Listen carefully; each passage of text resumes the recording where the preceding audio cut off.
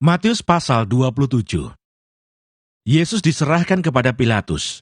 Kematian Yudas.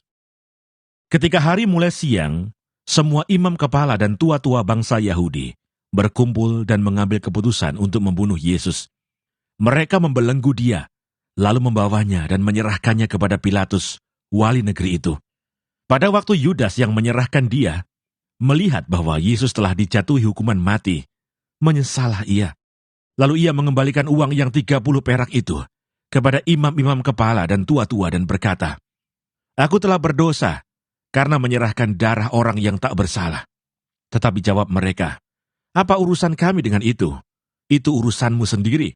Maka ia pun melemparkan uang perak itu ke dalam bait suci, lalu pergi dari situ dan menggantung diri.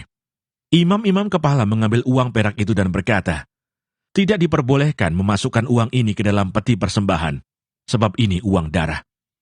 Sesudah berunding mereka membeli dengan uang itu tanah yang disebut tanah tukang periuk untuk dijadikan tempat pekuburan orang asing. Itulah sebabnya tanah itu sampai pada hari ini disebut tanah darah. Dengan demikian genaplah firman yang disampaikan oleh Nabi Yeremia. Mereka menerima 30 uang perak, yaitu harga yang ditetapkan untuk seorang menurut penilaian yang berlaku di antara orang Israel. Dan mereka memberikan uang itu untuk tanah tukang periuk, seperti yang dipesankan Tuhan kepadaku. Yesus di hadapan Pilatus. Lalu Yesus dihadapkan kepada wali negeri, dan wali negeri bertanya kepadanya, "Engkaukah raja orang Yahudi?" Jawab Yesus, "Engkau sendiri mengatakannya." Tetapi atas tuduhan yang diajukan imam-imam kepala dan tua-tua terhadap dia, ia tidak memberi jawab apapun. Maka Pilatus berkata kepadanya, "Tidakkah engkau dengar betapa banyaknya tuduhan saksi-saksi ini terhadap engkau?" Tetapi ia tidak menjawab suatu kata pun, sehingga wali negeri itu sangat heran. Telah menjadi kebiasaan bagi wali negeri untuk membebaskan satu orang hukuman pada tiap-tiap hari raya itu atas pilihan orang banyak. Dan pada waktu itu, ada dalam penjara seorang yang terkenal kejahatannya yang bernama Yesus Barabas. Karena mereka sudah berkumpul di sana, Pilatus berkata kepada mereka, "Siapa yang kamu kehendaki kubebaskan bagimu? Yesus Barabas atau Yesus yang disebut Kristus?" Ia memang mengetahui bahwa mereka telah menyerahkan Yesus karena dengki. Ketika Pilatus sedang duduk di kursi pengadilan, istrinya mengirim pesan kepadanya, "Jangan engkau mencampuri perkara orang benar itu, sebab karena dia aku sangat menderita dalam mimpi tadi malam." Tetapi oleh hasutan imam-imam kepala dan tua-tua, orang banyak bertekad untuk meminta supaya Barabas dibebaskan dan Yesus dihukum mati. Wali negeri menjawab dan berkata kepada mereka, "Siapa di antara kedua orang itu yang kamu kehendaki kubebaskan bagimu?"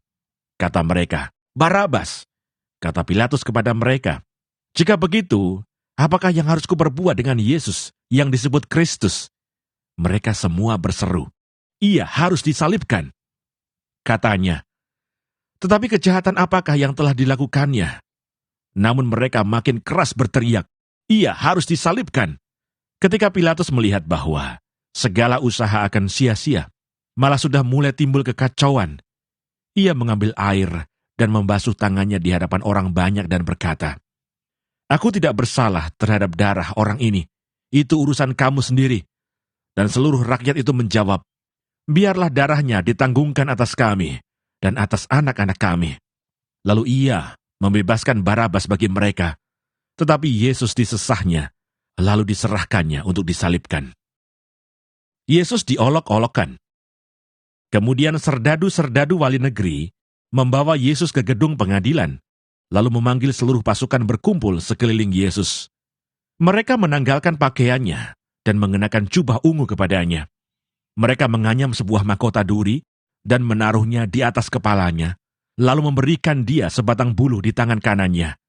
Kemudian mereka berlutut di hadapannya dan mengolok-olokkan dia, katanya, "Salam hai Raja orang Yahudi." Mereka meludahinya dan mengambil bulu itu dan memukulkannya ke kepalanya. Sesudah mengolok-olokkan dia, mereka menanggalkan jubah itu daripadanya dan mengenakan pula pakaiannya kepadanya.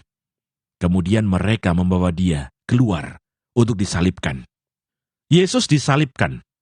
Ketika mereka berjalan keluar kota, mereka berjumpa dengan seorang dari Kirene yang bernama Simon. Orang itu mereka paksa untuk memikul salib Yesus. Maka sampailah mereka di suatu tempat yang bernama Golgota, artinya tempat tengkorak. Lalu mereka memberi dia minum anggur bercampur empedu. Setelah ia mengecapnya, ia tidak mau meminumnya. Sesudah menyalibkan dia, mereka membagi-bagi pakaiannya dengan membuang undi. Lalu mereka duduk di situ menjaga dia. Dan di atas kepalanya terpasang tulisan yang menyebut alasan mengapa ia dihukum. Inilah Yesus, Raja orang Yahudi. Bersama dengan dia disalibkan dua orang penyamun, seorang di sebelah kanan dan seorang di sebelah kirinya. Orang-orang yang lewat di sana menghujat dia dan sambil menggelengkan kepala, mereka berkata, "Hai engkau yang mau merubuhkan bait suci dan mau membangunnya kembali dalam 3 hari. Selamatkanlah dirimu jika engkau anak Allah. Turunlah dari salib itu." Demikian juga imam-imam kepala bersama-sama ahli-ahli Taurat dan tua-tua mengolok-olokkan dia dan mereka berkata, "Orang lain ia selamatkan, tetapi dirinya sendiri tidak dapat ia selamatkan. Ia Raja Israel. Baiklah ia turun dari salib itu dan kami akan percaya kepadanya. Ia menaruh harapannya pada Allah. Baiklah Allah menyelamatkan dia.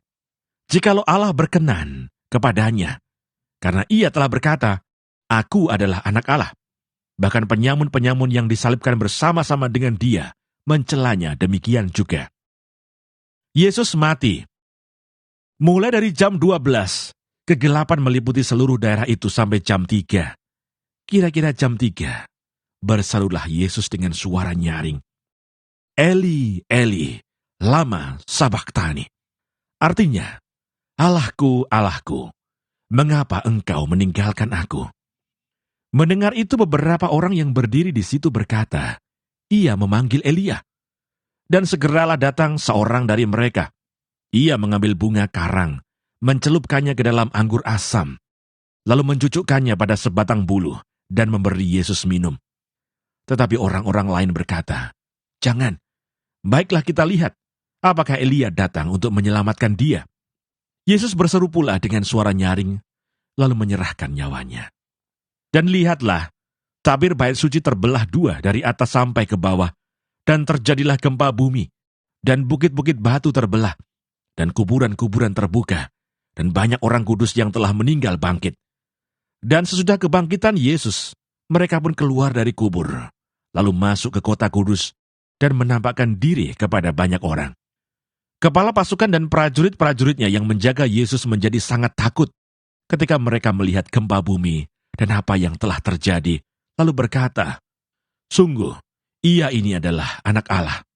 Dan ada di situ banyak perempuan yang melihat dari jauh, yaitu perempuan-perempuan yang mengikuti Yesus dari Galilea untuk melayani dia. Di antara mereka terdapat Maria Magdalena, dan Maria ibu Yakobus dan Yusuf, dan ibu anak-anak Zebedeus. Yesus dikuburkan.